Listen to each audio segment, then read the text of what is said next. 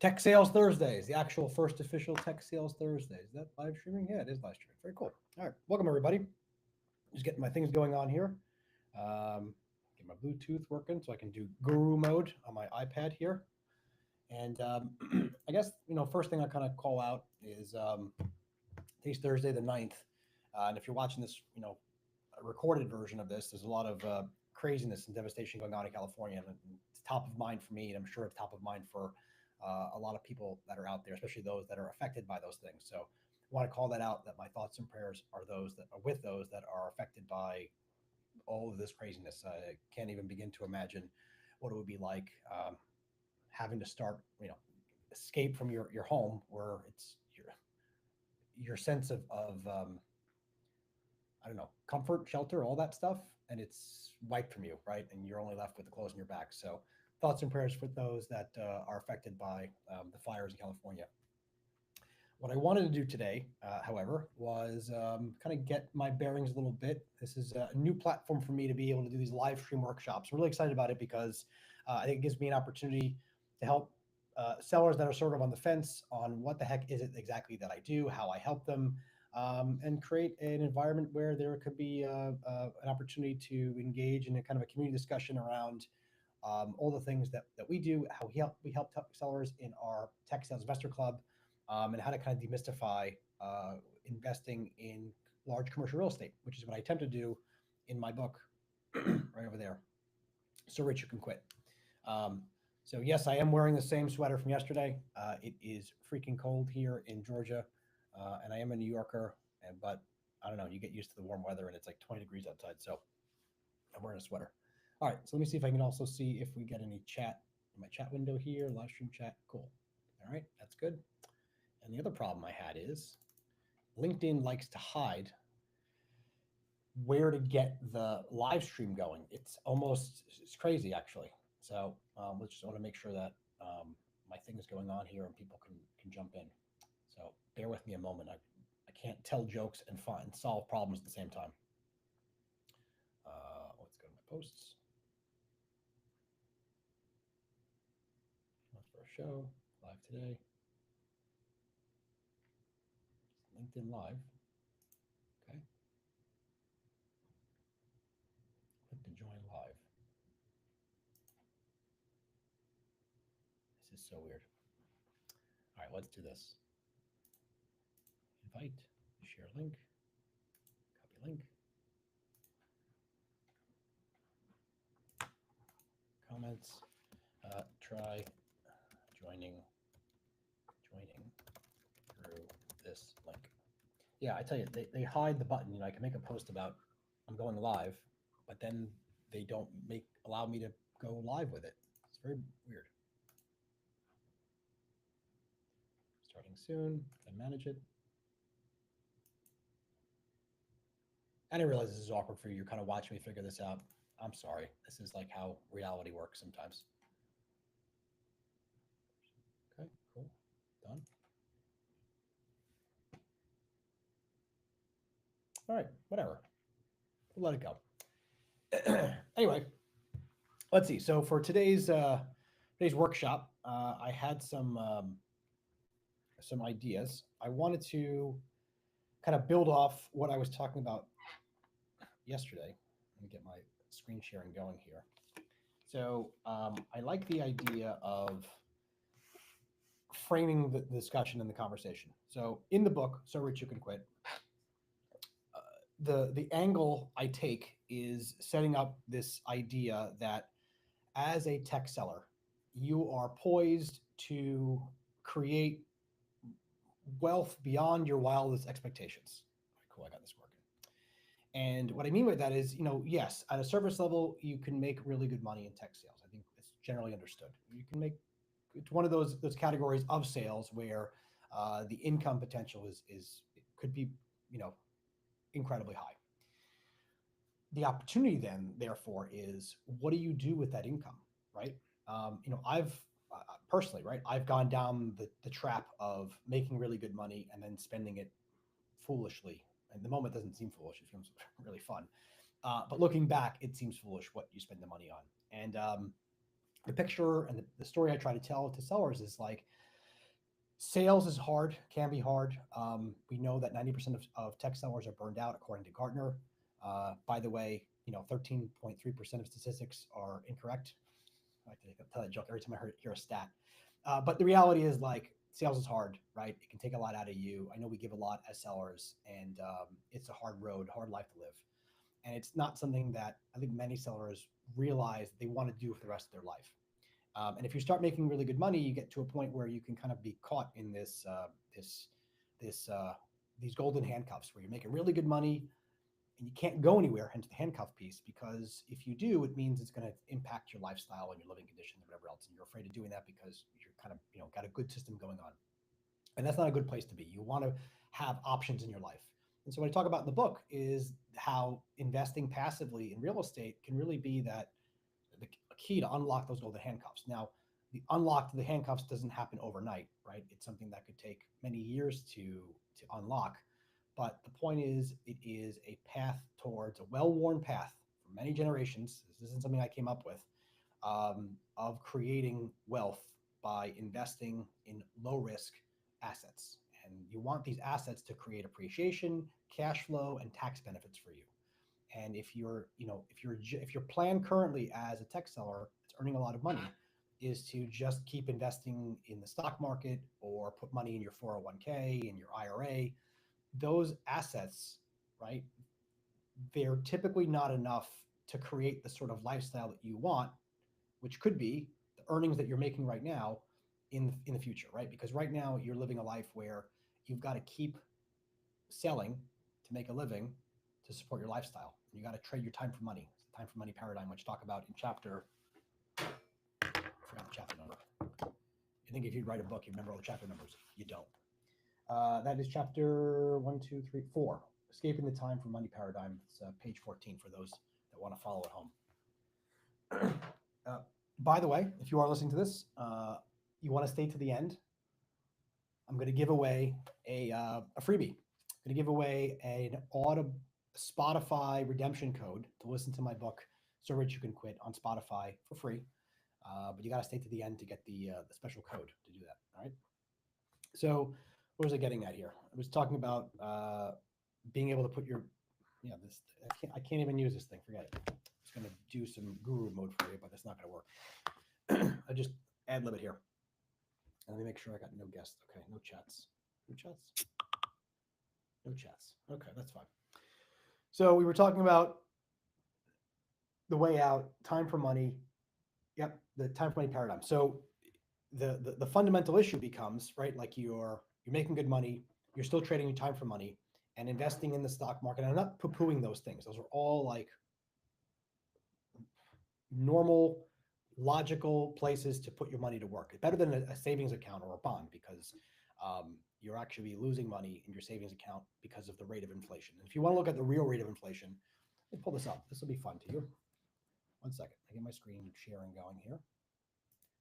And I'll put this up here. We'll talk about the real rate of inflation, the real danger, the silent killer. All right. Not heart attacks, inflation. Hold on. Get out of my way. So we'll share screen. It's always fun to narrate exactly what you're doing. Otherwise, you think, what's this guy doing? All right, we'll share the screen. Okay, so many years ago, so by the way, I am a self-admitted conspiracy theorist. And I love that. I love that over time, us conspiracy theorists have been proving right and right and right time and time again. And there's lots and lots, a long laundry list of conspiracy theories that have become conspiracy facts. And as they get older and older, that list is only going to grow more and more and more. Anyway, I'm telling you this because years and years and years ago, I was exposed to this idea, this concept from an economist, John Williams, that the Federal Reserve, when they release their numbers on inflation and statistics, that those are kind of like cookbooks. And by cookbooks, what I mean by that is simply that they're not really capturing all of the elements, the markers of the cost of living that reflect reality. So, for example, I mean, I don't actually remember. It's been a while since I remember, but I remember talking about how, like, here, I'll pull it up. Let's do shadow stats. John Williams. Yeah. So check out shadow stats. No affiliation. Don't know why I need to say that.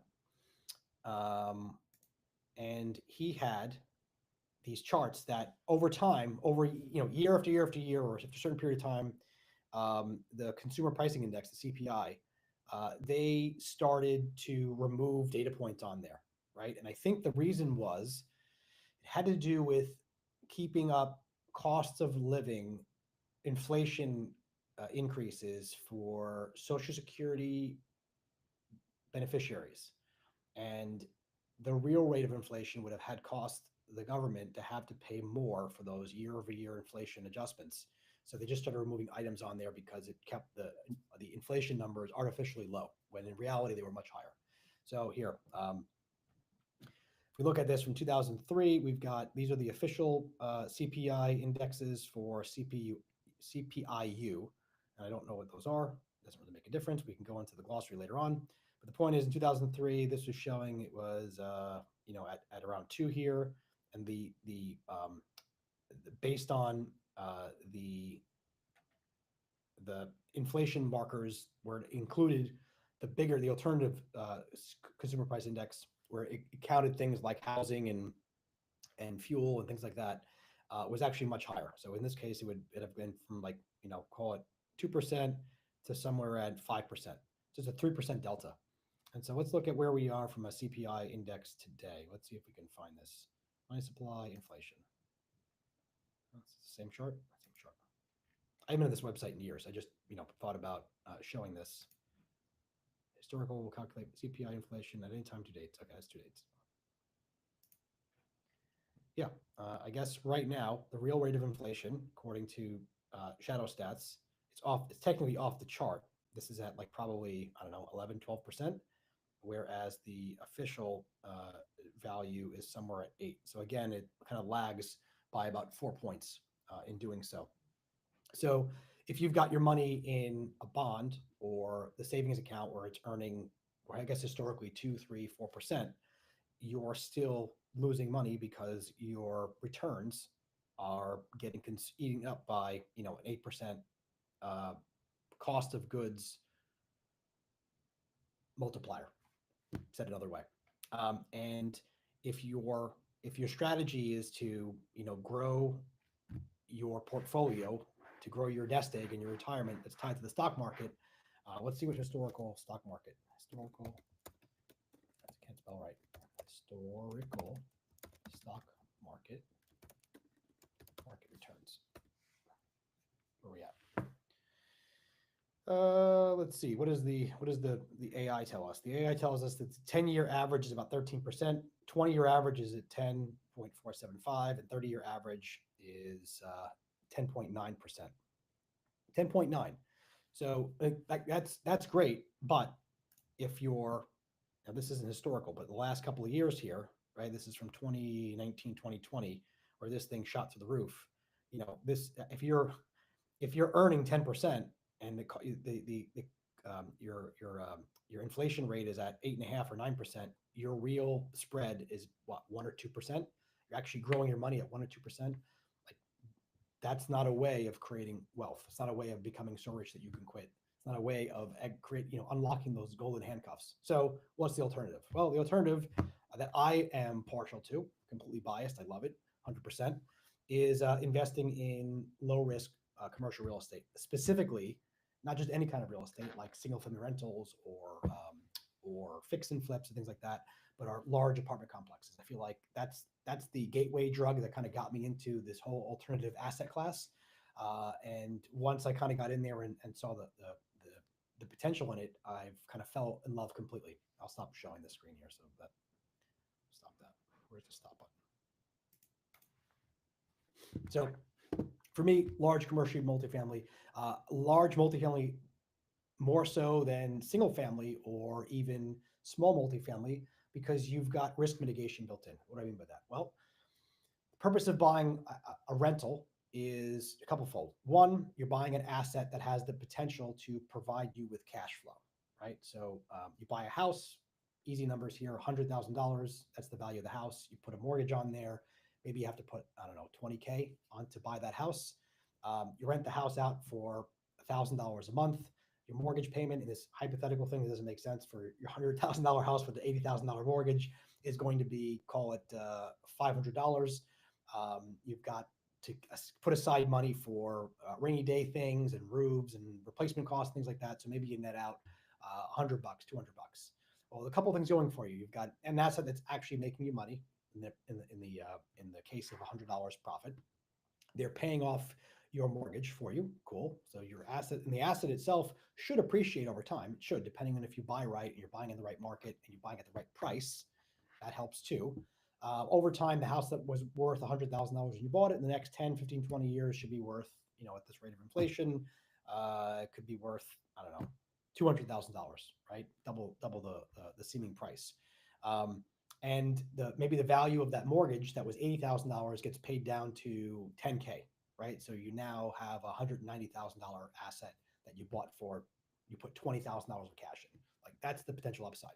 Problem occurs is when, number one, you've got to manage the asset. So you got to look at what your return on hassle is, which I think is a very, very underutilized metric that people need to be looking at when you're looking at investing in anything, right? What is my return on hassle? Am I going to be actively involved in this? And I think a lot of people that are excited about getting into real estate, they feel like the thing they control the most is not this passive stuff, because I don't trust that. It's someone else running it. I don't really trust other people. I want to invest in my local market. I want to do my own thing. I know how to buy a house. I can buy a house and rent it out. I've seen all that. I've done all that. And in their minds, like, I'm going to do this. And then what they don't realize is the return of hassle on doing that. Sure, it makes up for some other areas, but like when you get those late night calls because they left the pipes running, or the pipes break, or there's a hole in the roof because there is a hailstorm, or there's a fire because they ran their barbecue on the patio, or whatever it is, or you happen to go on vacation for the first time in 3 years and they call you the first night because the hot water heater blew up or whatever. And then suddenly that return on hassle goes out the window. The money that you were planning on making in this great investment turns into a giant pain in the ass because of all those reasons. So that should be a cornerstone in any investment that you look at. What is my return on hassle? Sorry, I'll get off my soapbox there with that. So return on hassle, and then you've got a sole source of income coming in that's going to pay your mortgage. If your big strategy there is to kind of let that appreciate, well, that happens only when you can reliably collect rent from the person living in there. And if you have one family living in there, well, what happens when they invariably, I don't know, get sick or they lose their job or whatever else, whatever excuse kind of happens, life that happens, it's in the way. Well, that impacts their ability to consistently pay you money so that you can pay the bank, so you can pay the mortgage. And so you mitigate that by having multiple families. So maybe instead of a single family house, you get a duplex. Instead of a duplex, you get a triplex or a quad. These are all kind of smaller end multifamily. And then anything above a quad, I believe, becomes official multifamily, where it becomes a commercial property. And that's where you're looking at a 6-unit or 10-unit or 12-unit. And the more units you get, the more you're mitigating that risk, because you've got more families potentially paying rent. Not potentially, they should be paying rent. It's the obligation there. They pay rent. And I just reminded myself, did I hook my microphone up the right way? Give me a second here. Hold on. Making sure that you can hear me right. Oh, crud, I didn't. I can't change that. Oh, well. Fix that next time. Move this out of the way now because it's not working. So you got more people paying rent, and the better off that is for you, because you're going to expect people to have life challenges, and that's going to affect their ability to pay rent and your ability to pay the mortgage. So the more people that you have streams of income coming in, then the greater the risk mitigation you have. That's why I love multifamily as opposed to doing small multifamily, which would be kind of secondary, and then more importantly, single family rentals. They're not the end of the world, but like I've been burned by that. And whatever else. So I'll stop there. I do have some questions that I got ahead of time. Give me a second here. I'll kind of pull those up for you real quick while I also get some water and take a breather. Where's my thing here?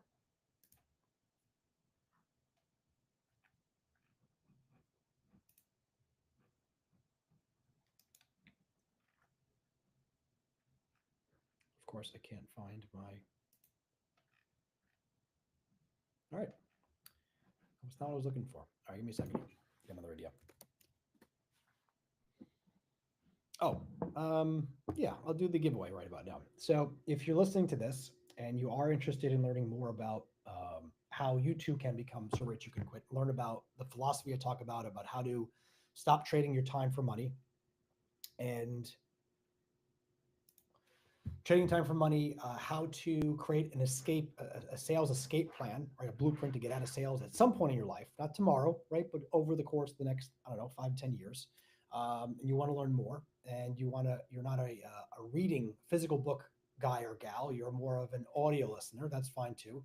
I'm giving away a free redemption code to the first person that sends me a DM with the subject so rich you can quit January or Jan, right? That's fine too. Send me that, and I will send you a special code that you will use, or a link to get a special code, I should say, to listen to it on Spotify, right?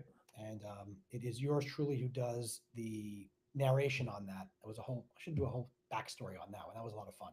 So anyway, I narrate. You get to hear this voice uh, tell you read the book to you. All right. So back to my questions I've got. All right, some questions I hear frequently from tech sellers here. We got 8 minutes left before I conclude the live stream here. Is how can I reduce the taxes on my commission check? Ready? You can't. I talk a lot about reducing your taxes, paying less in taxes, things like that. And the truth is, you really can't. And the reason why that is, and I get into it in the book, I'll give you kind of the highlights here, is it has to do with how you earn your income.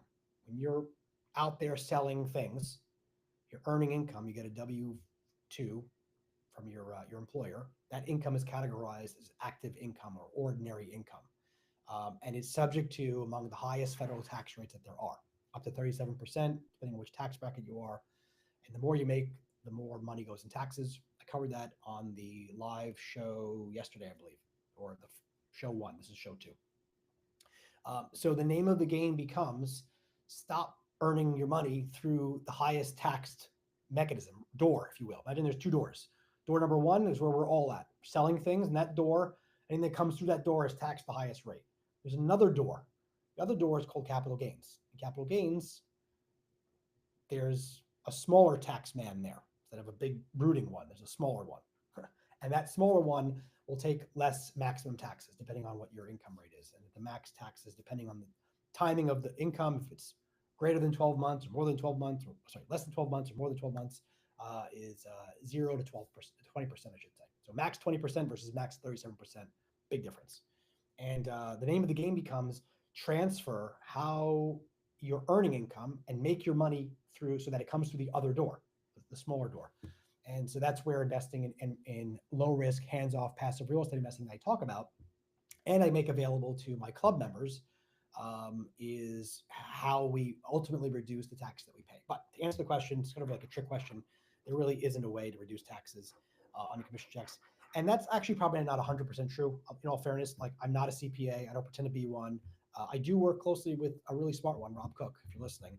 And Rob probably has some ideas. And there's some things that you can do to reduce that. But fundamentally, like it's just a matter of changing the game. Like the rules are written that way, and you need to figure out how we can help you figure out, I should say, how to work within those rules. And the way to do that really is to change the nature of your income. And that's how you do that. Okay, second question. I'm gonna drink coffee here. You got 5 minutes left. What's the first step to creating passive income if I have no time? It's a great question. I'm glad I asked myself that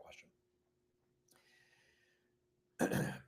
Conveniently, I've created such a program to help busy tech sellers do such a thing. Now, it took me the first 2 years. Now, I was at a point where I could dedicate a lot of my time. Now, it was a lot of sacrifice too. Like I had a young family. I was working nights and weekends on learning real estate while I was doing tech sales. And I spent a lot of time for the first 2 years absorbing and learning things. and then even after I got our first deal and our first really big deal, which happened probably in 2020, it was a 278 unit apartment complex in Ohio. That really the real work began. in repositioning that property and all that stuff. So the point I'm trying to make here is it took many, many years and hundreds, if not thousands of hours over the course of the last 8 or 9 years to do this. So that's the alternative. You'd be an active investor. Now, the alternative is this club that I mentioned. I help busy tech sellers who don't have a lot of time invest in their first passive real estate deal in under 90 days. In 90 days, you're like, well, okay, how much time is required? Well, I added up all the course materials, all the things. I think it equals out to 12 to 14 hours. So we'll call it 14 hours. We'll be aggressive here. 14 or conservative, I guess. 14 hours over the course of 90 days. That's about 15 minutes per day, I believe, where we teach you everything you need to know to get your financial assets in place. You learn about tax optimization. You get your will and your trust in place. I call this building your financial fortress. And then I provide you with education material that I created to help you become a comfortable, savvy investor, so that when we present you with real estate opportunities to invest in, we make it turnkey. We pre-screen, we pre-vet these deals. We try to find the best operators that are out there, excuse me, and present you with opportunities to put your money to work for you. So in under 90 days, for an average of 50 minutes per day, we can get you from zero to your first investment by being a member of our club. And the best way to get started, I tell people, is to actually read my book, So Rich You Can Quit. The reason why I recommend that is there's some concepts that I find when people have a better understanding of, they fully get the bigger picture of what it is that we're trying to do and accomplish here. And we talked about some of those concepts during the live workshop today. And I go into it in more detail there, and you come away with a better understanding and an inspiration, frankly, on like, okay, this makes sense. I understand. Now let's do it. There's some more to learn, right? You're open to the idea. Then there's some more nitty gritty, like how do we look at deals? What makes a good deal versus a bad deal? All that sort of stuff.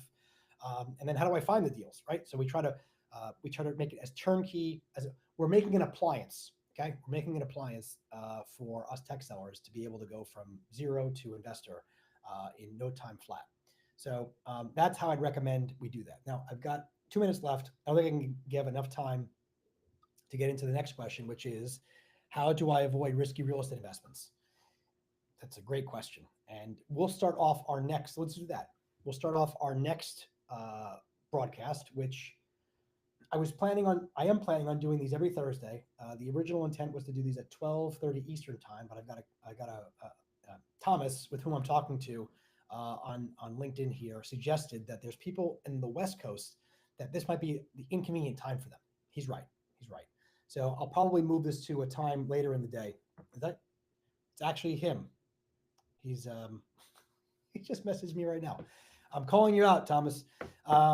So I'm going to be moving these to the afternoons on Thursday to make it available for other sellers on the West Coast and the East Coast to be able to join these workshops. But otherwise, if you found this to be helpful, I'd love it. Send me a note. I want to hear from you. If you have questions you want me to cover and you can't make the next one, send me a DM. We'll talk about it. It'll be recorded and I'll send it your way. And then, of course, if you want a copy of a Spotify Audible version of my book, So Rich You Can Quit, for free, message me, So Rich You Can Quit January or Jan on DM, and I'll get you a special link that you'll use to get your redemption code. And with that, I'm impressed. I impressed myself that I'm able to end this on time. You have a minute left before I can actually close it up. But that's it. Thank you, everybody. Enjoy the rest of your day. And here's to helping you become so rich you can quit. I'll see you next time.